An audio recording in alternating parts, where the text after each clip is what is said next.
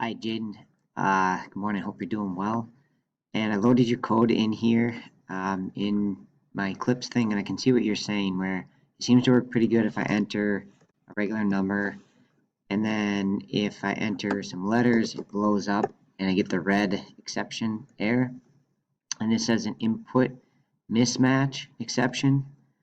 And what that means is right here on this line 12 on my code here, we're doing next int, and we're storing it in an int. So this is expecting this to be an integer. So my number variable is a bucket, but it has to have an integer in that bucket. And so it's complaining because it's trying to put a text, this type. I tried to type that, and it's not going to be able to store that in my integer bucket. So you are right. The way to fix this is the try catch block, which is what you have. But basically what happens is we're going to try all the code in here, and if it blows up, then we're gonna catch it and then put it down here.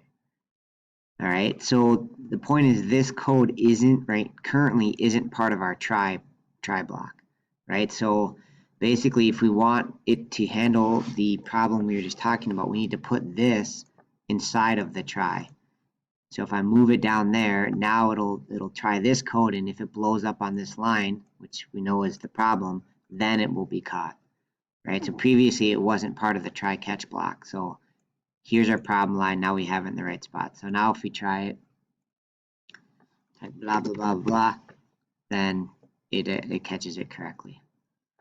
So that should be it. The only other thing I would note here, I guess looking at your code, is we already have an open and close for this catch. We don't need another like open and close parenthesis here. So these we could actually just go away.